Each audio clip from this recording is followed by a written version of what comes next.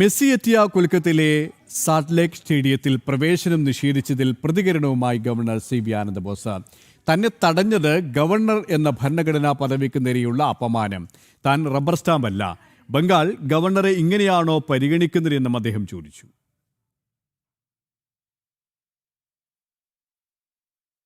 Messi എത്തിയ കൊൽക്കത്തയിലെ salt ലേക്ക് സ്റ്റേഡിയത്തിൽ പ്രവേശനം നിഷേധിച്ചതിൽ പ്രതികരണവുമായി Paschimabangal governor CV Ananda Bose. Messi പങ്കെടുത്ത പരിപാടിയിൽ വലിയ സംഘർഷങ്ങളും തിക്കും തിരക്കും ഉണ്ടായതിന് പിന്നാലെയായിരുന്നു ഈ സംഭവം. ഇതിനെതിരെയാണ് പ്രതികരണവുമായി ഗവർണർ രംഗത്തെത്തിയത്.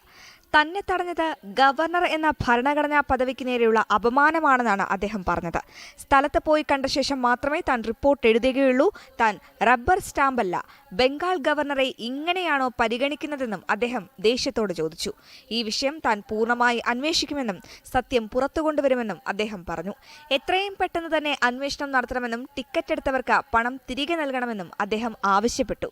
കൂടാതെ സ്റ്റേഡിയത്തിലെ കേടുപാടുകൾക്ക് നഷ്ടപരിഹാരം നൽകണമെന്നും പ്രശ്നം തടയാൻ കഴിയാതിരുന്ന പോലീസ് ഉദ്യോഗസ്ഥരെ സസ്പെൻഡ് ചെയ്യണമെന്നും സംഘാടകനെതിരെ കൊലപാതക ശ്രമത്തിന് കേസെടുക്കണമെന്നും അദ്ദേഹം ആവശ്യപ്പെട്ടു. മെസ്സിയെ കാണാൻ കഴിയാതെ വന്നതോടെ കാഴ്ചക്കാർ പ്രകോപിതരാവുകയും സ്റ്റേഡിയത്തിൽ നാശനഷ്ടങ്ങൾ വരുത്തുകയും ചെയ്തു.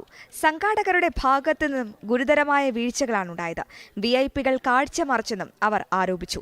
ഇതേ തുടർന്ന് പരിപാടിയുടെ പ്രധാന സംഘാടകനായ സദത്രു ദത്തയെ പോലീസ് അറസ്റ്റ് ചെയ്തു. മുഖ്യമന്ത്രി മമതാ ബാനർജി സംഭവത്തെക്കുറിച്ച് അന്വേഷിക്കാൻ ഉന്നത സമിതിയെ പ്രഖ്യാപിച്ചിട്ടുണ്ട്. 10,000-കണക്കിന് ആളുകളാണ് ടിക്കറ്റ് എടുത്ത് മെസ്സിയെ കാണാൻ എത്തിയത്. ന്യൂസ് ഡെസ്ക് ജനം.